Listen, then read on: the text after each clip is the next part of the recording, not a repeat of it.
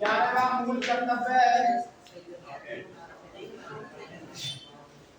सन 2002 में जोड़ा गया, जो कि 86वां संविधान संशोधन था।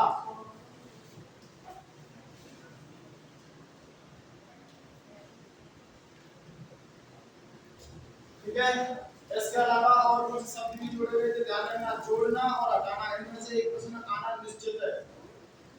एक प्रश्न आता है क्या चीज जोड़ी गई थी और क्या चीज हटाई गई थी।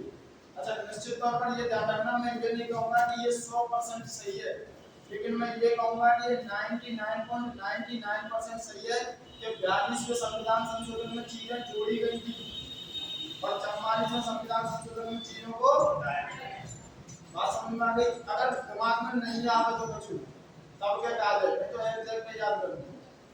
ठीक है, हाँ जी, 42 में ज्यादातर चीजों को जोड़ा गया था, 44 में संशोधन करने के बाद में हटा दिया गया।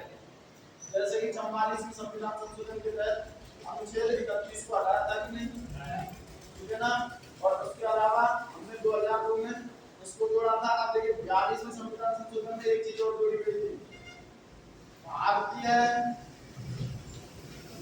संविधान में किसी एक लाइन में तीन और तीन 6 प्रश्न है। भारतीय संविधान में अखंडता, समाजवादी और संप्रभुता जैसे शब्दों को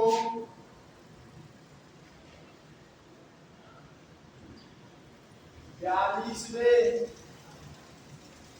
संविधान संशोधन कब हुआ था? 42वें की बात चल रही है, 1976 के तहत जोड़ा गया।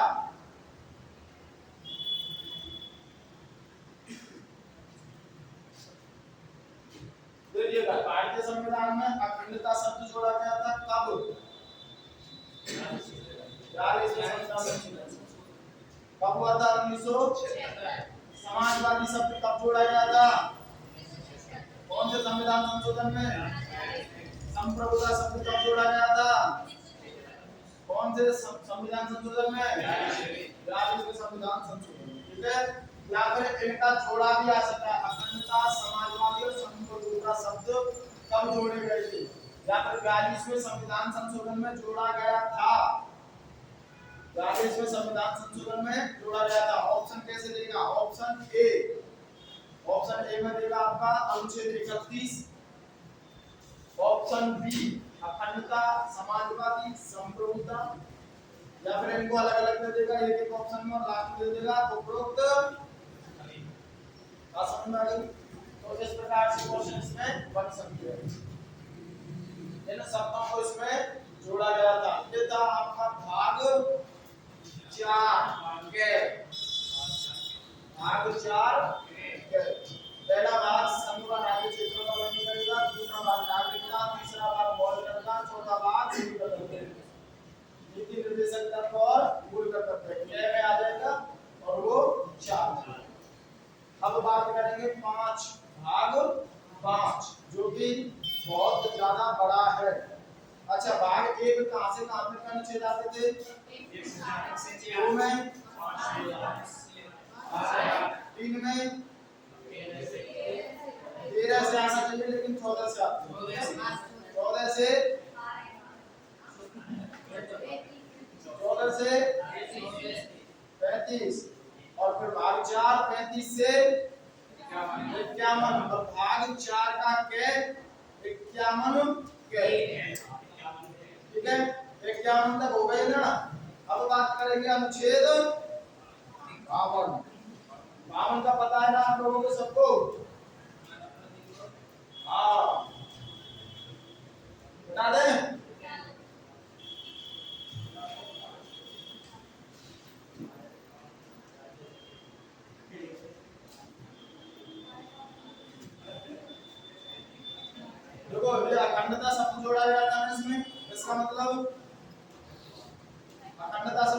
क्या होता है? भारत को तोड़ा नहीं जाएगा, अखंड रहेगा। और बाको आप दोबारा पे कौन चला रहा है?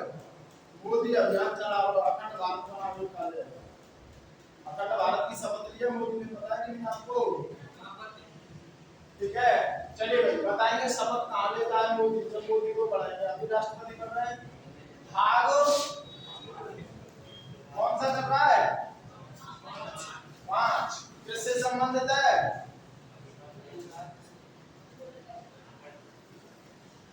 संसद से संबंधित, ठीक है ना? अनुच्छेद कहां से? 52 से तो बताएगा कहां तक? 151 तक।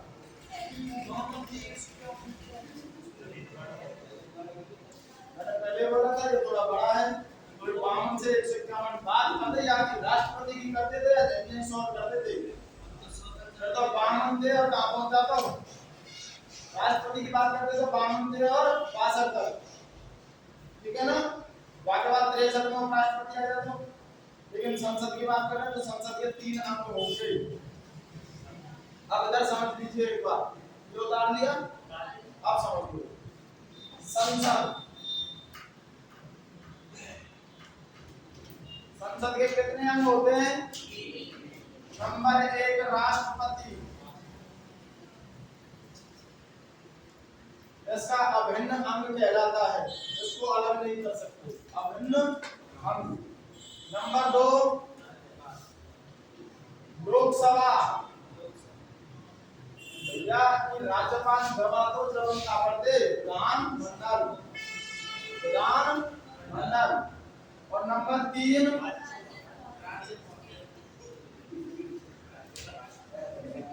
राज्यसभा। अरे ये समझ रहे हैं, एक क्वेश्चन हम निश्चित समझ लो, संसद में थे और संसद में भी यहाँ से क्वेश्चन बना के लगा को लगभग मैं भी चाहता हूँ कि इसको थोड़ा डिटेल में पढ़ो, ठीक है? राष्ट्रपति बताया ना, राष्ट्रपति जो है पद के लिए आयु कितनी चाहिए?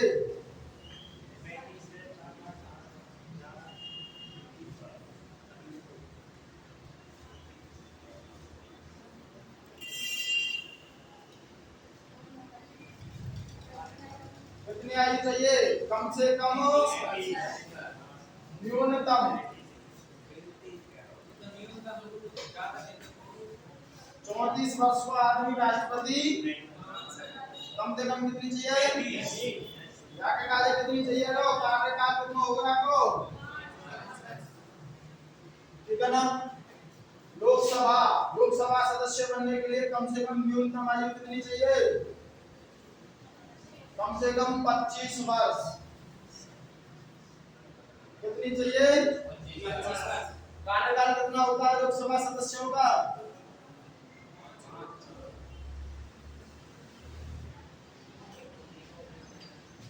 राज्यसभा के लिए कितनी चाहिए? कम से कम कार्यकाल, कार्यकाल आगे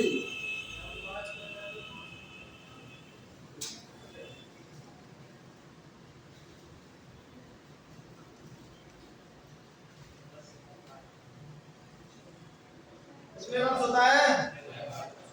ये लाइन क्यों लिखी, यहाँ क्यों ना लिखी और यहाँ क्यों ना लिखी? सदस्यों का इसका कार्यकाल हो सकता है, इसके पद का कार्यकाल हो सकता है, इसके पद का कार्यकाल हो सकता है, इसका भी कार्यकाल हो सकता है, लेकिन इसका कार्यकाल, इसके केवल किसका कार्यकाल होता है? ध्यान रखना, क्वेश्चन पूछा जा सकता है, ठीक है? अगर आपसे पूछे राज्यसभा का कार्यकाल कितना होता है, ध्यान से सुनो, राज्यसभा का कार्यकाल कितना होता है? ऑप्शन ए 5 वर्ष, ऑप्शन बी 6 वर्ष, ऑप्शन सी 4 वर्ष और ऑप्शन डी इनमें से कोई नहीं। तो फिर कितना होता है? राज्यसभा का कोई कार्यकाल क्यों?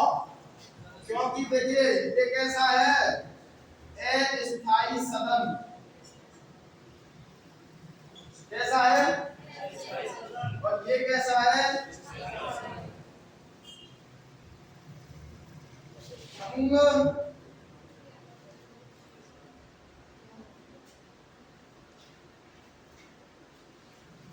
जबकि इसको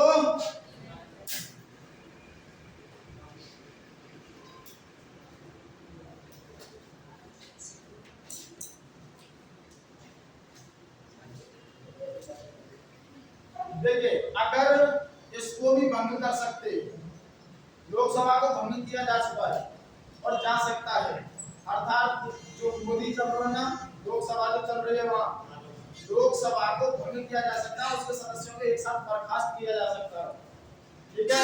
लेकिन राज्यसभा एक कैसा सदन है, स्थायी सदन है। कैसा है? स्थायी सदन है। इस कारण से इसको कभी भंग नहीं कर सकते और जो चीज कभी टूट नहीं सकती उसका कार्यकाल क्या हो सकता है? कोई नहीं। लेकिन इसके जो सदस्य होते हैं उनका कार्यकाल होता है 6 वर्ष का और वो होता है 2 2 और 2 2 2 के जोड़े में, अर्थात प्रत्येक 2 वर्ष में एक कई सदस्यों को क्या कर दिया जाता है? पद से मुक्त कर दिया जाता है। फिर एक कई सदस्य वहां से क्या हो जाते हैं? वापस भर्ती कर लिए जाते हैं। तो इस प्रकार से जब एक चक्र चल जाता है तो ये भंग नहीं हो सकता। जबकि भंग कैसे होता है? एक साथ सभी को बर्खास्त करना। जैसे आचार संहिता लगेगा ना, कोई अपने पद पर है नहीं ना, कोई पद पर थोड़ी रहे, कोई मंत्री नहीं रहे, कुछ नहीं रहे। और कई बार क्या होता है, सरकार का पूर्ण कार्यकाल होने से पहले ही सरकार को भंग कर दिया जाता है, बहुमत साबित ना होने की स्थिति में। उस स्थिति में विपक्ष में जो है सरकार का गठन होता है, अगर वो बहुमत साबित कर देती है तो, ठीक है ना। तो ये कैसा है? स्थायी सदन है। ये कैसा है? अस्थायी होने के कारण इसको भंग कर सकते हैं और वो स्थायी होने के कारण भंग नहीं किया जा सकता। इसलिए सदस्यों का क्या होगा? कार्यकाल। ये है राष्ट्रपति। राष्ट्रपति महोदय अनुच्छेद 52 में होंगे। संविधान का अनुच्छेद 52 क्या कहेगा हमसे? कि भारत में एक राष्ट्रपति होगा। लोकसभा कहाँ होगा? अनुच्छेद 80 और राज्यसभा। बात करेंगे इसकी, राष्ट्रपति चल रहा है तो अनुच्छेद 52 से 151 भाग संबंधित, ठीक है ना। आगे चले इसको लेकर के, चलिए इस ग्राफ को थोड़ा सा बना लीजिए जो भी है।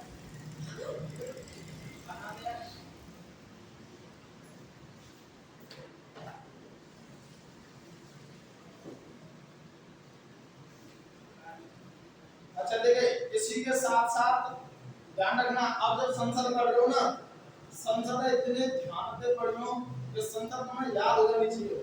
कारण क्योंकि अगर संसद याद रहे ना तो विधानमंडल याद है, यानी जो व्यवस्था कहाँ चल रही है केंद्र में, वही व्यवस्था कहाँ चलती है? राज्य में। कैसे चलेगी? यहाँ संसद की जगह क्या लिखेंगे? विधानमंडल, ठीक है। और विधानमंडल में यहाँ राष्ट्रपति की जगह राज्यपाल। कौन? राज्यपाल रहता ना रे, ठीक है। और लोकसभा की जगह विधानसभा। कौन? विधानसभा। राज्यसभा की जगह विधान परिषद। विधान परिषद से भी रहने वालों, विधान परिषद के सदस्य कम से कम 30 वर्ष, विधानसभा के सदस्य कम से कम 25 वर्ष, ठीक है। और राज्यपाल कम से कम कार्यकाल को भी तुम देखो, इनको भी देके देखो और इनको भी देके देखो। बात यह है कि ये स्थायी है तो पूरी स्थायी है, विधान परिषद भी वो भी भंग ना करी जा सके, ठीक है। बाकी सदस्यों को देखो, ये लोकसभा अस्थायी है तो वहां विधानसभा भी अस्थायी है, समझ रहे? तो जो चीज ये चल रही है निश्चित तौर पर वही वो चलेगी राज्य में व्यवस्था। इसलिए थोड़ा ध्यान रखेंगे, जो इनके कार्य परमिशन है वो राज्य में, तो वो इनके कार्य समाधान की शक्ति प्राप्त है अनुच्छेद 72 में, ठीक है। उसके लिए भी क्षमादान की शक्ति प्राप्त है। लेकिन ध्यान रखें उसकी क्षमादान में और इसकी क्षमादान में थोड़ा सा अंतर है।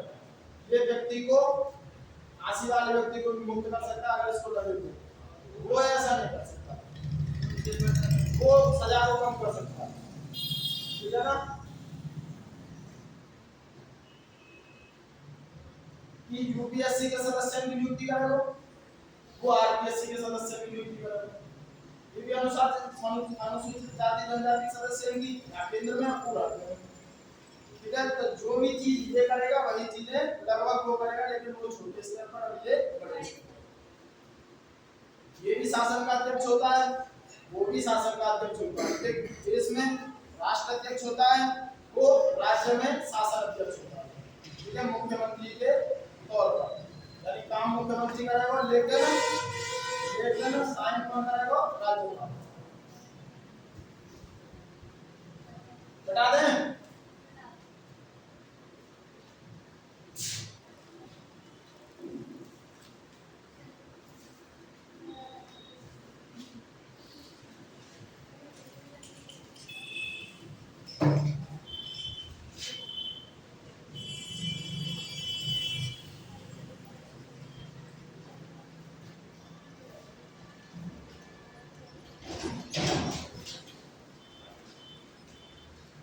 राष्ट्रपति, ठीक है ना। अनुच्छेद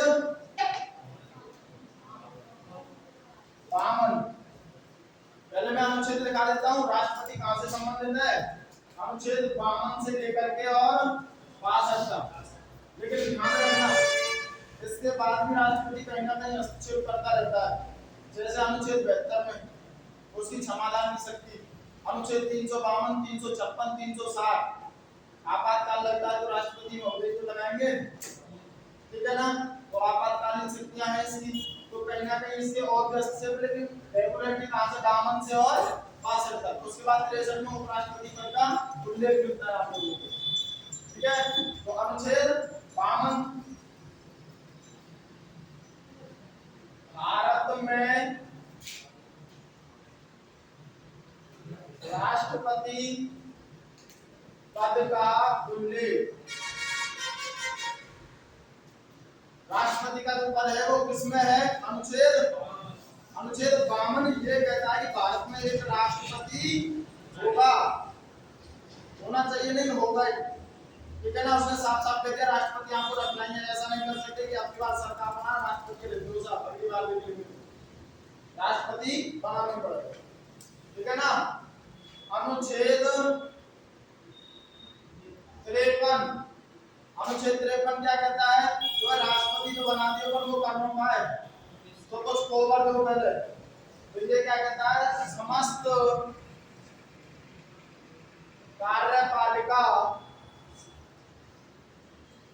कार्यपालिका संबंधी शक्तियां राष्ट्रपति में निहित होंगी। हाँ भैया, एक बात बताओ, ऐसा कौन है या में कोई दिक्कत आ रही हो? समझते समझ गए? कार्यपालिका समझे, जो कार्य करे जाएंगे, ठीक है। 3 प्रकार की शक्ति है मूल रूप से, कार्यपालिका संबंधी शक्ति, विधायिका संबंधी शक्ति और न्यायपालिका संबंधी शक्ति। तीनों को डिटेल में बताऊंगा। संबंधी शक्तियां राष्ट्रपति में क्या होंगी? छुपी हुई होंगी, दिखाई नहीं देंगी। कैसे? तुम्हें पता है ज्यादातर कामों में, ज्यादातर नहीं सारे कामों में राष्ट्रपति करे साइन के साथ। और तुम्हारे नाम कौन को आगे पहुंचे?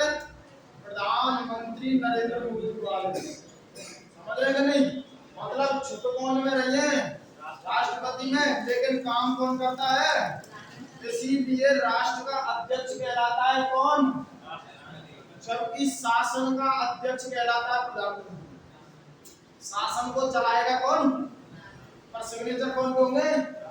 इसलिए शक्तियां निहित होंगे। बात समझ में आ गई? तो जितनी भी कार्यपालिका संबंधी शक्तियां हैं वो किसमें निहित होंगी? राष्ट्रपति में निहित होंगी। अनुच्छेद 54, राष्ट्रपति का निर्वाचन।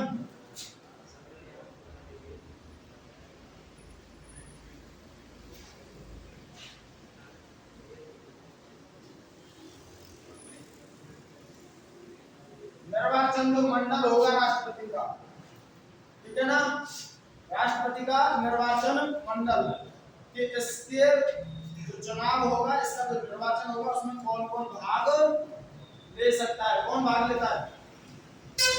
संसद के दोनों सदनों के सदस्य, राज्य विधानसभा के सदस्य और उसके अलावा दिल्ली और पांडिचेरी के सदस्य, निर्वाचित सदस्य इसमें भाग लेंगे।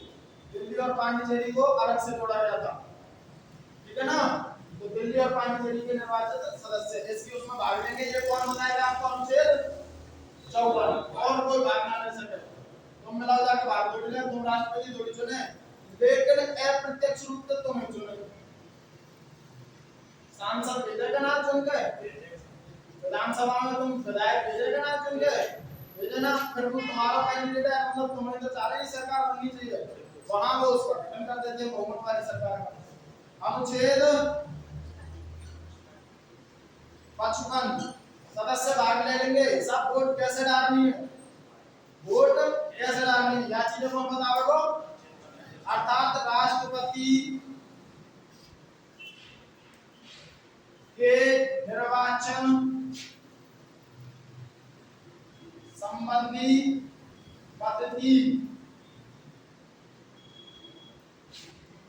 का उल्लेख। कैसे कैसे चुनाव उन्होंने, ठीक है ना, कैसे कैसे चुनाव होगा, मतलब एकल संक्रमणीय मत प्रणाली या आनुपातिक संक्रमणीय मत प्रणाली, यानी दो प्रणालियों से क्या होगा, राष्ट्रपति का चुनाव होगा। इस चीज को कौन बताएगा?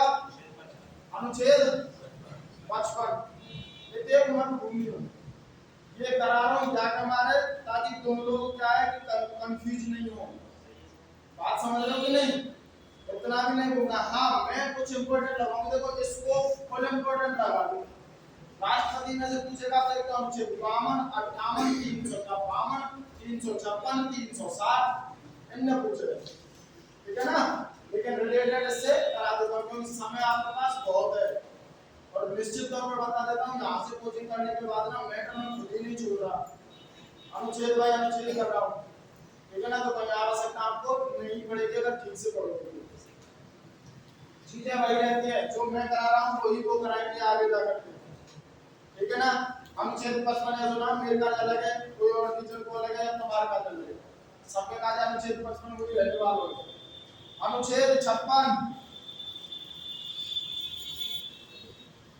अनुच्छेद 56 क्या कहेगा? अनुच्छेद 56 में इसके पद का उल्लेख, कार्यकाल जो होगा, ठीक है ना, राष्ट्रपति पद के कार्यकाल संबंधी,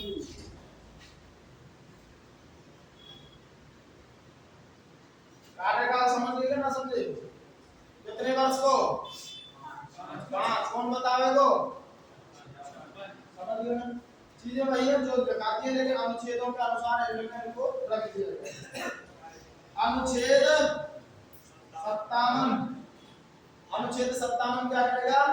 अगर राष्ट्रपति है ना, तो उसके जो निर्वाचन होगा, उसके पुनर्निर्वाचन संबंधी जो विचार करा जाएगा, पुनः जो निर्वाचन होगा वो कौन करेगा? अनुच्छेद राष्ट्रपति के पद का पुनर्निर्वाचन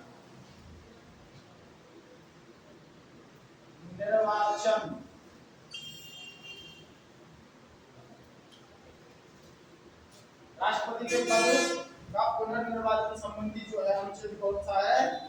अनुच्छेद 57। अनुच्छेद इंपॉर्टेंट लगा देना आपको, इंपॉर्टेंट है। और इसमें क्या होगा? राष्ट्रपति पद के लिए योग्यताएं, राष्ट्रपति पद के लिए योग्यताएं, क्या क्या योग्यताएं होती है भाई राष्ट्रपति पद के लिए? योग्यता समझते हो ना? कम से कम 33 वर्ष का होना चाहिए ना। और दूसरी बात यह है कि पागल आदमी तुम राष्ट्रपति बना देंगे, पागल या दीवालिया नहीं होना चाहिए, विदेशी नहीं होना चाहिए, अर्थात भारत का नागरिक होना चाहिए। इसीलिए राष्ट्रपति महोदय जो होते हैं उनको भारत का प्रथम नागरिक माना जाता है, ठीक है। राष्ट्रपति की गाड़ी पे नंबर प्लेट नहीं पावेगी, इतनी परमिशन है बाबू, ओके। तो वो क्या होना चाहिए? भारत का नागरिक होना चाहिए, पागल या दिवालिया नहीं होना चाहिए, कम से कम 35 वर्ष की आयु पूर्ण कर चुका होना चाहिए, और लोकसभा सदस्य बनने की योग्यता रखता हो, है नहीं है कोई परेशानी नहीं है, लेकिन योग्यता रखता हूं। आप देखो ध्यान में थोड़ा सा ये जो लाइन हो रही है ना इतनी इंपॉर्टेंट नहीं है। क्यों? क्योंकि जब वो राष्ट्रपति बनने को जा रहा है तो लोकसभा की योग्यता तो लगभग रखता ही होगा। और वो कैसे? लोकसभा के लिए क्या योग्यता होती है? कम से कम 25 वर्ष की आयु पूर्ण रखना चाहिए। तो पहले 25 की कराओ, जब तो 35 की कराओ, समझ रहे हो कि नहीं? तो इसमें कम से कम 35 चाहिए, तो वो 25 की ऑलरेडी कर चुका होगा, ठीक है ना? अगर पागल या दिवालिया होता तो जनता बार महीना चुनती। तो यहाँ तक तो वैसे आप भारत को नागरिक नहीं होता तो भावी चुनाव न लड़ सको, ना भी न लड़ सको। तो निश्चित तौर पर क्या होगा इसकी योग्यता है, ये पूछा जाता है, ठीक है? अनुच्छेद 58 में क्या है? या अनुच्छेद 58 किससे संबंधित है? इनमें से चार ऑप्शन मिल गए, नीचे के चार ऑप्शन मिल गए। अनुच्छेद 58 किससे संबंधित है? चार ऑप्शन दे देखो तो पहले संबंधित है राष्ट्रपति पद से संबंधित, या इसकी योग्यता जो है ना राष्ट्रपति पद के लिए योग्यताओं से संबंधित, जो इसकी योग्यता है, ठीक है? अच्छा, इस पर जो भी लिख रहा है ऐसा कोई शब्द जो समझ में नहीं आ रहा हो, जो लाइन समझ में नहीं आ रही, ठीक है? बता दीजिए फटाफट से।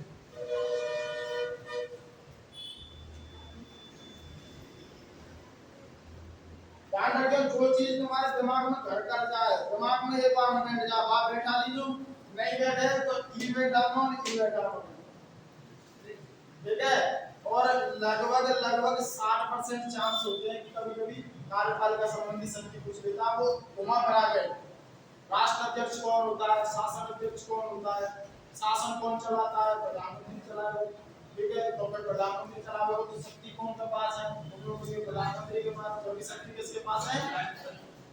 इसलिए पूछ लेता है कभी-कभी, समझ में आ गया?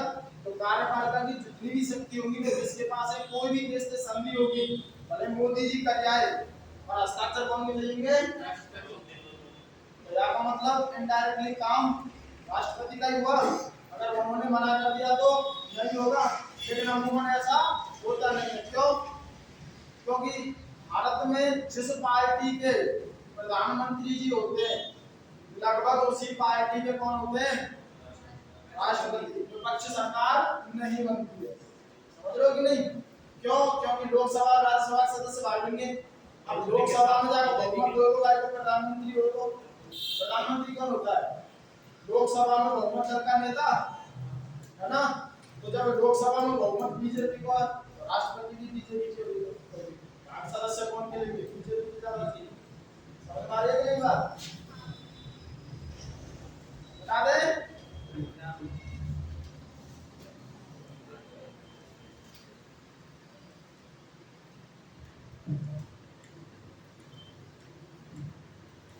अनुच्छेद 32 में क्या है?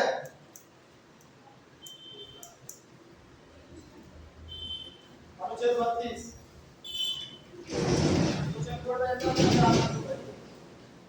जैसे अनुच्छेद 1 पूछ लेता है वो, तो शुरुआत तो करनी पड़ेगी, है ना? उसके बाद अनुच्छेद 32 पूछ लेता है। अनुच्छेद 32 को संविधान की आत्मा कहते हैं। क्या कहते हैं? संविधान की आत्मा। अगर अनुच्छेद 32 नहीं होगा तो अब तुम्हारी रक्षा कौन कर रहा है? अगर तुम्हारे शरीर में से आत्मा निकल जाए तो मतलब डेड बॉडी। ऐसे ही अगर अनुच्छेद 32 निकाल देंगे तो ये भी डेड बॉडी हो। अब डेड बॉडी कहते हैं कालो पीटो, कोई छेड़खानी करो, कोई दिक्कत ऐसे ही कर जाएगा, सब कोई दिक्कत नहीं होगी। तो आगे हमारी डेड बॉडी यानी हमारी बॉडी की रक्षा कौन कर रही है? आत्मा। ऐसे ही आगे रक्षा कौन करे? अनुच्छेद। अब तो पता चल गया होगा आप लोगों को अनुच्छेद 32 क्या है? संविधान की रक्षा करता है कि नहीं? संवैधानिक उपचारों का है कि नहीं उसमें मौलिक अधिकार? तो अनुच्छेद 32 के तहत वहां पे सुप्रीम कोर्ट में रिट दायर है सके, यानी कि पूरे संविधान की रक्षा करे को। बात समझ में आ रही है ना? अनुच्छेद 32 कौन सुप्रीम कोर्ट में रिट दायर कर सकता है? सुप्रीम कोर्ट के तहत, यानी कि सुप्रीम कोर्ट जो होगा अनुच्छेद 32 के तहत क्या करेगा? इसकी रक्षा। अगर उच्च न्यायालय की बात करेंगे तो, हाई कोर्ट की बात करेंगे तो अनुच्छेद 226, अनुच्छेद 226 के तहत रिट दायर होगी संविधान को बचाने, ठीक है ना? अनुच्छेद 226 रक्षा करता है उच्च न्यायालय के तहत संविधान। और या तो नीचे की अदालत में संविधान जैसे केस चलेगा बड़े बड़े, ठीक है ना। भाई कोई भी चीज हटवा रहा हो या उसको गलत साबित कर रहा है या उसको हानि कर रहा है तो थोड़े चलाने आया तुम या तो बड़े काम होते हैं। बता दें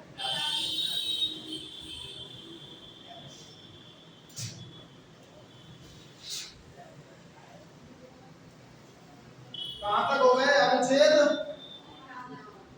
58 और अनुच्छेद कितने तक पहुंचना है 62 100 तक चले 62 में देख लो पहले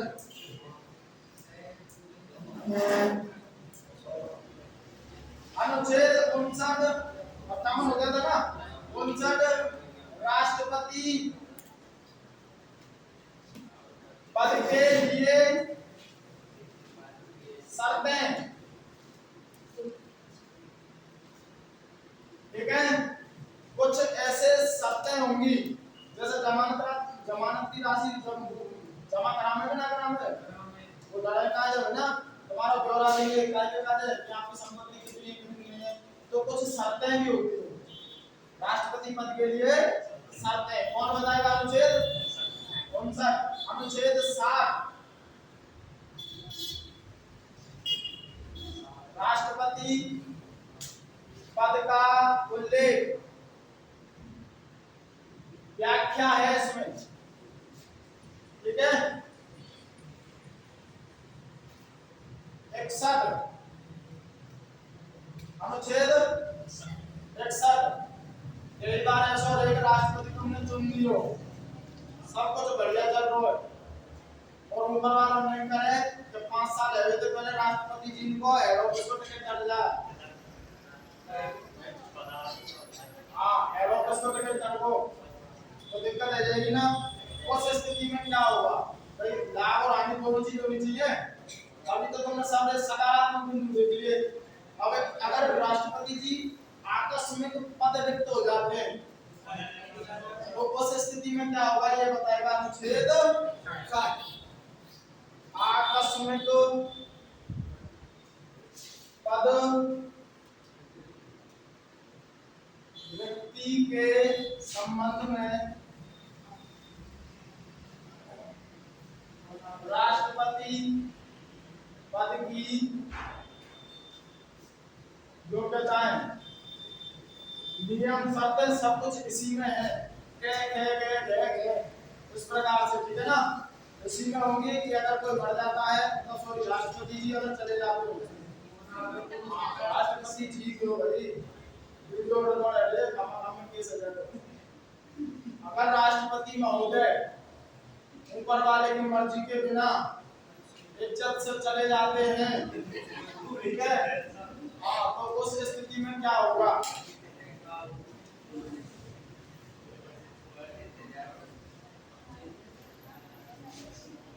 सॉरी इसको ना 61 में नहीं 62 कर देना आपस में लिख दिया ना 62 कर दो इसको ठीक है ना अनुच्छेद 62 में है अनुच्छेद 61 में अनुच्छेद 61 में जो होगा अनुच्छेद 61 में राष्ट्रपति महोदय को पद से हटाने के लिए महाभियोग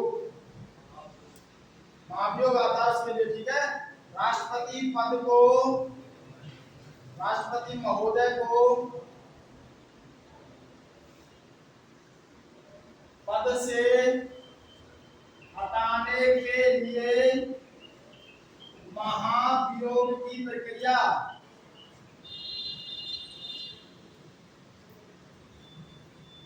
अच्छा राष्ट्रपति को ना ऐसे ही पद से नहीं हटा सकते ठीक है किसान उठाओ हटा दियो या फिर उन्होंने कोई गलत काम कर दिया तो हटा दिया उसके लिए महाभियोग आता है महाभियोग कैसे आएगा महाभियोग के लिए राष्ट्रपति महोदय को पद से हटाने के लिए 14 दिन पहले उनको पूर्व में सूचना देनी पड़ेगी उस संबंध में वो फिर जवाब भेजेंगे अगर जवाब नहीं भेजते या अपनी सफाई दायर नहीं करते हैं उस स्थिति में 14 दिन में पूर्ण रूप से उसको ऑटोमेटिक क्या कर दिया जाता है खारिज मान दिया जाता है और राष्ट्रपति महोदय को पद से हटा दिया जाएगा ठीक है राष्ट्रपति महोदय को पद से हटाने की प्रक्रिया क्या कहलाती है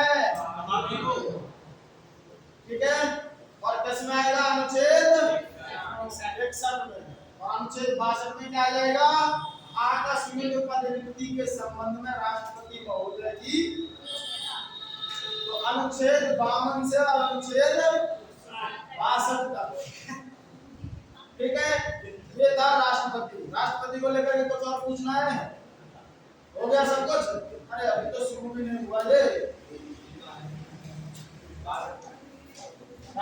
आकस्मिक पद रिक्ति, पद रिक्त हो जाए मतलब समझ रहे ना? वीडियो में कई दोबारा रेलवे में राष्ट्रपति महोदय चले जाते हैं तो उनके संबंध में कि किस प्रकार से उनको किसी को लेके आना है तो कैसे लेके आना, कितने दिन तक पद रिक्त। अगर मान लीजिए ऐसा थोड़ी आज राष्ट्रपति महोदय मरे और अब चले गए और संज्ञा तक दूसरे उठा कर दिए, भाई थोड़े दिन तो कम मनाना पड़ा होगा नहीं। तो इसके लिए कम से कम अधिकतम कितना 6 महीने से ज्यादा पद रिक्त नहीं रहना चाहिए। अधिकतम 6 महीने से ज्यादा, ठीक है ना? 6 महीना होते ही, वैसे तो पहले हो जानी चाहिए प्रक्रिया और पहले का सुना। अगर ऐसा माहौल मिले ना तो विपक्ष सरकार तैयार बैठी है, पहले तो जान लो हमारी तैयार है ना। तो आकस्मिक पद रिक्ति के संबंध में राष्ट्रपति महोदय की पद को भरा जाएगा। उसके लिए क्या योग्यता होगी? वो किसी सदन का सदस्य होना चाहिए कि नहीं, वो नहीं हो कोई मायने नहीं रखता, लेकिन योग्यता रहना चाहिए। जरूरी नहीं है।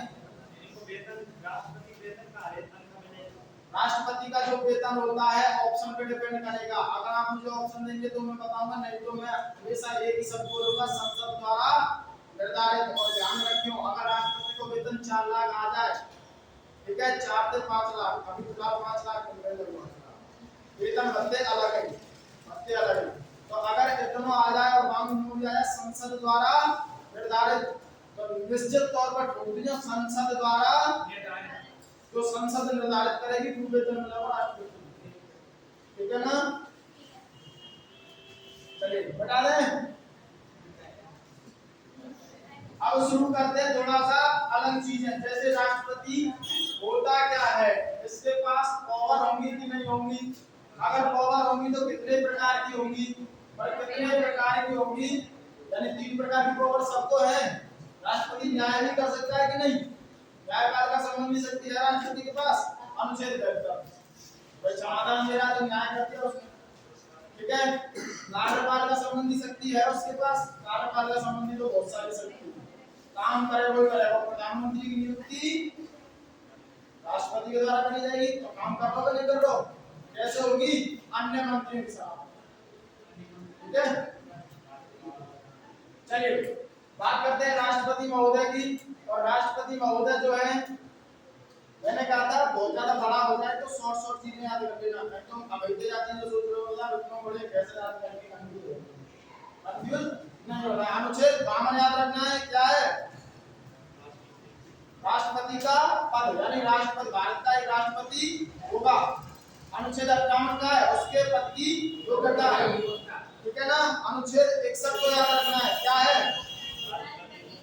पद से हटाने की प्रक्रिया, वहां वियोग जो लाया जाता है, ठीक है ना? उसके बाद देखिए राष्ट्रपति जो है शासन, देखिए लिख देता हूं राष्ट्रपति और शॉर्ट में लिख देता हूं राष्ट्र अध्यक्ष होता है।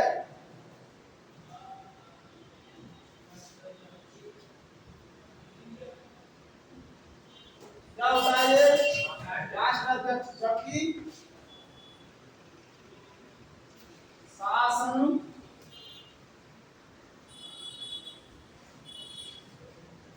का अध्यक्ष कौन होगा? प्रधानमंत्री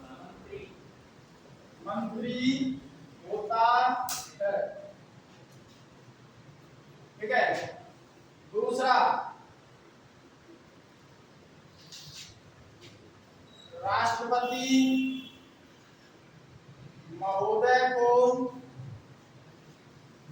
विवेकशील, कैसा? विवेकशील, डायरेक्ट देखने को मिलेगा ये सब, ठीक है ना? राष्ट्रपति महोदय को विवेकशील माना जाता है, ध्यान रखना, बुद्धिमान व्यक्ति है ये, नहीं पागल समझ लेंगे। तीसरा, तीनों सेनाओं का तीनों सेनाएं जानते हो कौन कौन सी भारत में? कौन कौन सी? थल सेना, जल सेना और वायु सेना। थल सेना में कहाँ है? जल सेना में और वायु सेना में। इन तीनों को चीफ कमांडेंट, ठीक है, तीनों सेनाओं का चीफ कमांडेंट होता है, ठीक है। अगर राष्ट्रपति महोदय ने कह दी कोई सी भी सेना को कोई ऑर्डर दे दे तो उसको वो मानना पड़ेगा, ठीक है ना। किसी दूसरे देश से युद्ध करना है, वायु सेना को जाना है, थल सेना को जाना है, जल सेना को जाना है, जिसको भी जाना है, तीनों को जाना है, किसी दो को जाना है, किसी एक को जाना है, जिसको भी जाना है राष्ट्रपति महोदय के सिग्नेचर लेके जाओ। जब तक वो ऑर्डर नहीं देंगे तब तक तुम दूसरे देश पे युद्ध कर सकेगा नहीं ना। इसीलिए ये क्या कहलाते हैं? तीनों सेनाओं के चीफ कमांडेंट कहलाते हैं। तीनों सेनाओं को जो है ये सीओ कहलाते हैं, ठीक है ना।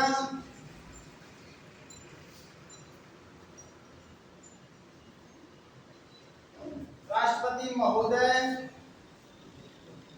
को भारत का प्रथम नागरिक माना जाता है।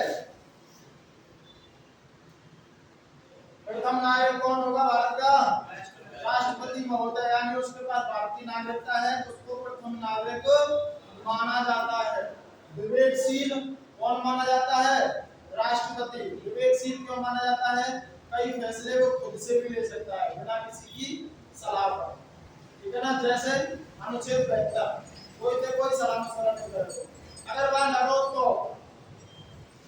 ऐसा नहीं है कि व्यक्ति के साथ में दोष सिद्ध हो गया, अपराध किया है और साफ साफ कर दिया अपराध करो, राष्ट्रपति ने अगर क्षमा कर दियो तो उसको फांसी नहीं हो सकती। क्यों? क्योंकि अलग से अनुच्छेद बताता है 72 कि जो ये करेंगे वो तुम्हें मानना पड़ेगा। क्षमादान की शक्ति प्राप्त है। क्षमादान का मतलब होता है कि आपने अपराध कर दिया, साबित भी हो गया, फिर आप क्या कर रहे हो? उसको क्षमा। आप लोग कहते हो कि नहीं गलती हो जाती है तो सॉरी बोलते थे, मतलब गलती हुई है वो तुमने मान ली तभी तो सॉरी बोल रहे हैं। और उसीलिए वो क्या कर देता है? आपको क्षमा कर देता है। इसलिए क्षमादान की शक्ति प्राप्त अनुच्छेद 72, ठीक है।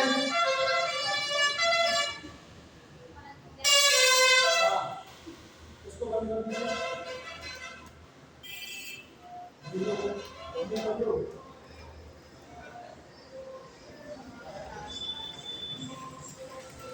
इससे आगे कल कराएंगे राष्ट्रपति की योग्यता।